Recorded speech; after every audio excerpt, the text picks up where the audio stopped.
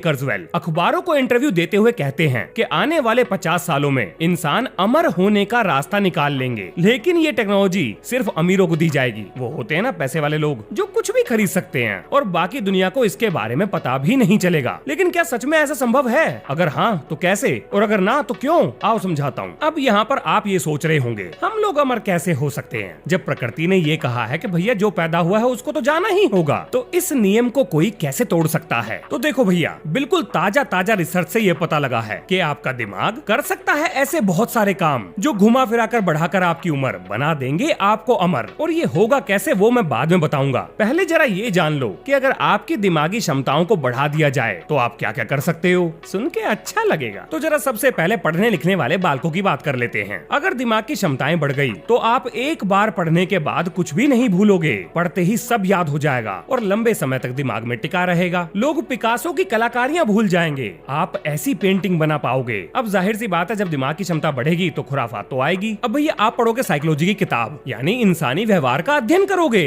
अब इनका फायदा क्या होगा? यानी कि हर तरीके के इंसान से जब आप बात करोगे तो आप पहले ही अंदाजा लगा लोगे कि सामने वाले से कैसे बात करनी है और अपना काम कैसे निकलवाना है। यानी लोगों को मैनिपुलेट कर पाओगे, अपने हिसाब से चला पाओगे। अगर स्पोर्ट्स की बात करें तो भाई साहब चीजें स्लो मोशन में दिखाई देंगी। दिमाग की क्षमता इतनी बढ़ जाएगी कि वो इन्फॉर्मेशन को फास्ट फॉरवर्ड में प्रोसेस करेगा। मतलब असली में चीजें स्लो मोशन में नहीं दिखेंगी, दिमाग के लिए स्लो हो जाएंगी। या ये भी कह सकते हो दिमाग तेज हो गया है। कोच जो भी सिखाएगा एक बार में समझ में आएगा। फटाफट डिसीजन लेने की क्षमता बढ़ जाएगी। वैसे अगर ये क्षमता ना भी हो तो भी हम फटाफट ही लेते हैं डिसीजन। तो अब यहाँ पर आपके दिमाग में आएगा सवाल कि भाई साहब कैसी बातें कर रहे हो, ऐसा असल जिंदगी में थोड़ी होता है। कह दो एक बार भैया, कह दो एक बार कि ऐसा नहीं होता। वेल काश मैं ये कह पाता कि ऐसा नहीं हो सकता है, क्योंकि असलियत में तो ऐसा हो भी रहा है। आपने न्यूट्रोपिक्स का नाम तो सुना ही होगा, और अगर नहीं सुना तो अब सुन लो। ये वो दवाइयां हैं जिनका प्रयोग ऑलरेडी लोग अपनी दिमागी क्षमताओं को बढ़ाने के लिए कर रहे हैं, मार्केट में अवेलेबल है। अब मैंने सोचा कि मैं अकेले ज्ञान का क्या करूंगा, तो आपके पढ़ने के लिए रिसर्च पेपर का जुगाड़ करने लगा। और जैसे ही एनालिटिकल साइंस जर्नल की वेबसाइट पर गया और रिसर्च पेपर डाउनलोड करने की कोशिश करी, उन्होंने मुझे ब्लॉक मार दिया। बोले बेटा पैसा खर्चा होगा, फ्री का माल बहुत ले लिया तुमने। तो मैंने भी कह दिया कोई बात नहीं अंकल, पैसा तो हम ना खर्च करेंगे, दूसरा जुगाड़ ढूंढ लेंगे। अब क्योंकि वीडियो बनाने की जल्दी थी तो मैंने बाकी जगह दिमाग नहीं लगाया, इसलिए मैं वेबसाइट का लिंक आपको व्हाट्सएप चैनल पर दे दूंगा। क्या पता आपको फ्री में एंट्री मिल जाए। चलो इस दवाई के प्रवचन को कंटिन्यू करते हैं। ये दवाई आपकी याददाश्त बढ़ाएगी, डिसीजन लेने की क्षमता को तेज कर देगी और जल्दी नई चीजें सीखने के लिए आपको तैयार करेगी। क्या इसके कोई साइड इफेक्ट हैं? बिल्कुल हैं, जिनके बारे में हमें पता ही नहीं है। हाँ जी, जितना मैंने इस दवाई के बारे में पता किया, मुझे ये पता लगा कि लॉन्ग टर्म इसे यूज करने के बाद शरीर पर होने वाले जो दुष्प्रभाव हैं, यानी कि एडवर्स साइड इफेक्ट, उनके ऊपर रिसर्च ही नहीं करी गई है। अब आप यहाँ पर सोच रहे होंगे कि इस दवाई का अमर होने से क्या लेना देना है, मतलब दिमाग की क्षमता बढ़ने से आदमी अमर कैसे हो सकता है? बड़े उतावले हो रहे हो, चिंता ना करो, ये अमरता की चिल पिल सबको मिलेगी, आराम से गटकना। आगे सुनो भैया, विज्ञान ये कहता है कि अगर हम अपने दिमाग में नए ब्रेन सेल्स को बना पाए तो हम शरीर के हर एक सेल का दोबारा निर्माण कर सकते हैं। बात का मतलब समझो, आपके पूरे शरीर में किस सेल को मरना है, किसको जीना है, किसी कितनी उम्र होगी, ये सारी चीजें दिमाग कंट्रोल करता है। और दिमाग के सेल भी बूढ़े होते हैं, लेकिन अगर किसी तरह से हम नए दिमाग के सेल्स को बना पाए तो वो नए सेल्स आपके शरीर में पुराने सेल्स को रिप्लेस करके नए सेल्स का निर्माण करेंगे, जिससे शरीर हमेशा के लिए एक ही उम्र में अटक जाएगा। है ना कमाल? और ये संभव है, विज्ञान ऐसा मानता है। अब शुरू में मैंने आपको जिस वैज्ञानिक का नाम बताया था, यानी कि रे कर्जवेल, ये गूगल के डायरेक्टर ऑफ इंजीनियरिंग थे,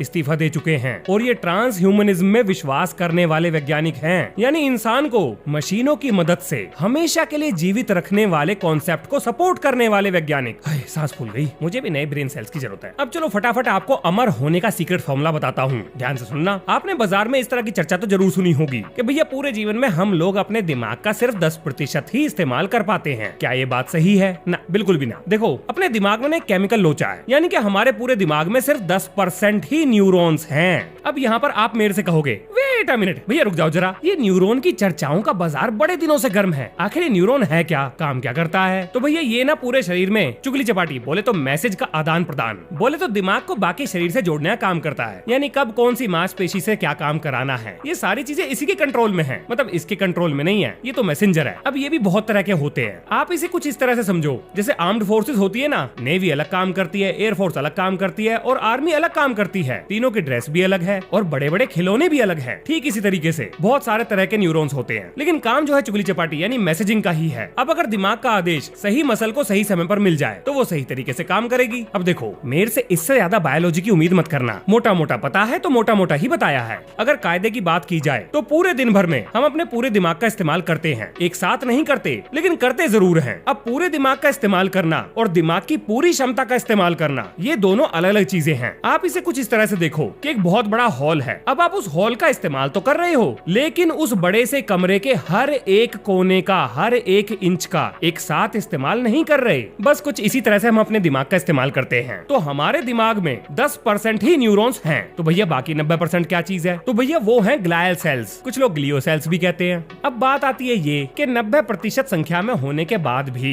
ये काम धंधा क्या करते हैं? क्योंकि हमने जहाँ भी पढ़ा है यही लिखा है कि न्यूरॉन्स ये करते हैं, न्यूरॉन्स वो करते हैं। तो जब सारे काम की ठेकेदारी न्यूरॉन्स की ही है तो ये ग्लायल सेल्स क्या काम करते हैं? तो जी ये वाले सेल्स ना सपोर्ट मैकेनिज्म की तरह काम करते हैं। बोले तो न्यूरॉन्स की अपना काम करने में मदद करते हैं। जैसे पिक्चर में होता है ना साइड हीरो जो कॉमेडी का माहौल बना के रखता है, कुछ कुछ वैसा ही मान लो। अब अपन डॉक्टर तो है ना, तो ज्यादा डिटेल में कैसे बताऊंगा, इसलिए अपने तरीके से समझाने की कोशिश कर रहा हूँ। अब देखो भैया, यूट्यूब पर बैठे मैं बाकी ज्ञानी बाबाओं की तरह तो हूँ ना, जो सब्जेक्ट मैटर एक्सपर्ट ना होने के बावजूद भी छाती ठोक के ये कहूँ कि मुझे ही सब कुछ पता है और जो मैं कह रहा हूँ वही सही है। तो इसलिए इन्फॉर्मेशन को अपने हिसाब से चेक कर लेना। वैसे भी अपना और बायो का 36 का आंकड़ा है। अब देखो, जैसे ही वैज्ञानिकों को इस बात का पता लगा कि भैया ये जो ग्लियो सेल्स हैं, इन्हें तो हम पिक्चर का मेन हीरो बना सकते हैं, वो खुश हो गए। देखो मतलब समझो, न्यूरॉन्स हमेशा के लिए चुगली चपाटियां काम नहीं कर सकते, मतलब बोले तो मैसेज का आदान प्रदान। और जब वो ऐसा काम नहीं करते हैं, यानी ये कनेक्शन टूटता है, तब होता है हमें मेमोरी लॉस, यानी याददाश्त का कमजोर होना, जो कि उम्र के साथ बढ़ने के साथ साथ चोट वोट लगने की वजह से भी बढ़ जाता है। उदाहरण के लिए अल्जाइमर डिजीज, यानी याददाश्त का चैप्टर खत्म नहीं पूरी तरह से नहीं, पर हाँ याददाश्त कमजोर हो जाती है। अब वैज्ञानिक एक साथ बैठे और माथा पच्ची करने के बाद इस नतीजे पर पहुंचे कि भैया न्यूरॉन्स तो संख्या में है वो सिर्फ 10% और ग्लायल सेल्स है 90%। तो अगर किसी तरीके से किसी केमिकल को इंट्रोड्यूस करके हम इस ग्लायल सेल्स को न्यूरॉन में परिवर्तित कर सके या फिर इससे वो काम करा सके जो न्यूरॉन करता है, तो कमाल ही हो जाएगा, इंसानी दिमाग सुपर ह्यूमन हो जाएगा। अब आप कहोगे ये क्या कह रहे हो भैया, ऐसे थोड़ी होता है, ये कौन सी साइंस फिक्शन की पिक्चर चला रखी है? देखो बाबू, मैं मजाक जरूर करता हूँ, लेकिन इसका मतलब ये नहीं कि जो सच्चाई है उसको ही नकार दूं। आप तो ये कह रहे हो कि ऐसा कैसे हो सकता है, और भाई साहब मैं तो ये कह रहा हूँ कि ऐसा हो चुका है। सुनो खबर, घटना है 15 अक्टूबर 2015 की, पेंसिल्वेनिया, यूनाइटेड स्टेट्स, अमेरिका। हाँ अमेरिका। डॉक्टर गोंग चैन ने लैब के अंदर ऐसे केमिकल्स बनाने में महारत हासिल कर ली जो हमारे दिमाग के ग्लियो सेल्स को न्यूरॉन्स में बदल सके। ये घटना है 2015 की, चल रहा है 2024 जब मैं ये वीडियो बना रहा हूँ। 8-9 साल बीत गए हैं। आपको क्या लगता है इतना सब कुछ हाथ लगने के बाद ये लोग हाथ पे हाथ रख के बैठे होंगे? पर ये सारी चीजें आपको क्यों नहीं बताई गई? क्योंकि भैया आप इतना सारा पैसा नहीं दे सकते, अमीरों को सब पता है। तो इसका मतलब तो ये हुआ कि अमीर तो कभी मरेंगे ही नहीं ना, ऐसा भी ना है। देखो विज्ञान की भी अपनी लिमिटेशन है, अभी विज्ञान उस स्तर पर नहीं पहुंचा है कि किसी को पूरी तरह से अमर बनाया जा सके, लेकिन उधर जाने की तरफ प्रयास लगातार जारी हैं। अब इस सारी माथा पच्चे की क्रोनोलॉजी समझो। देखो सबसे पहले हम ग्लियो सेल्स को बनाएंगे न्यूरॉन, अब यहाँ से नए ब्रेन सेल बन गए। अब ये जो नए ब्रेन सेल हैं, ये हमारे शरीर में हर एक सेल का पुनर्निर्माण करेंगे, यानी नए सेल बनाएंगे।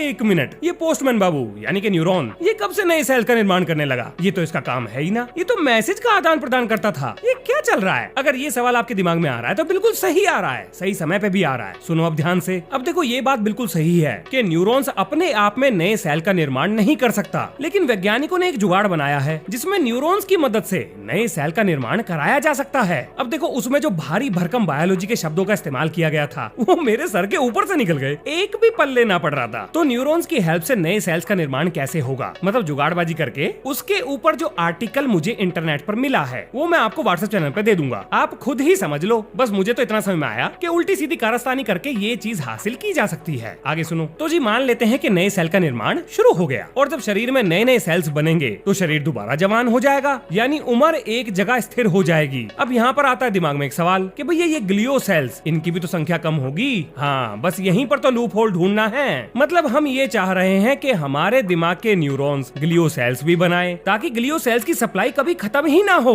अगर ये चीज हम हासिल कर लेते हैं तब हम कह सकते हैं फिलहाल के लिए कि शायद इंसान अमर हो जाए। शायद लगा रहा हूँ, क्योंकि प्रकृति का कुछ नहीं पता। जिस मैदान पर हम कबड्डी खेल रहे हैं ना, वो मैदान प्रकृति का ही है, तो भैया नियम भी उसी के चलेंगे। वो कब कौन सी पटकनी दे दे कुछ ना पता। अब इस वीडियो पर रिसर्च करते हुए मैं एक और रिसर्च आर्टिकल को पढ़ रहा था, जिसमें ये लिखा था कि चाइना ने लैब के अंदर ऐसे बच्चों का निर्माण कर लिया है जिनके अंदर क्या क्या गुण होने चाहिए वो पहले से ही डिसाइड किए गए थे। यार ये चीनी लोग पता नहीं कुछ भी कर देते हैं। और ब्रिटेन में तो एक कानून पास हो चुका है कि एक बच्चे के 3 पेरेंट्स हो सकते हैं। अब आप ये सोच रहे होंगे ये कैसे हो सकता है। गलत जगह दिमाग मत लगाओ, संभव है, बायोलॉजिकली संभव है। अब ये सारी चीजें आते हैं ट्रांस ह्यूमनिज्म में। अब अगर आपको ट्रांस ह्यूमनिज्म के ऊपर वीडियो चाहिए तो बिल्कुल देंगे, क्यों नहीं देंगे। आप मांगोगे तो जरूर लाके दूंगा। उस वीडियो के अंदर ये जो 2-3 बातें मैंने आपको बताई हैं कि इंसानों को परमानेंटली मशीनों की मदद से कैसे अमर बनाया जाएगा, एक बच्चे के 3 माँ बाप, और चाइना का वो सीक्रेट प्रोजेक्ट जिसमें वो आने वाली जनरेशन के अंदर जो गुण चाहता है वो कैसे डाल रहा है, ये सारी चीजें मैं आपको बता सकता हूँ। तो अगर ज्ञान की गंगा में गोते लगाने का मन हो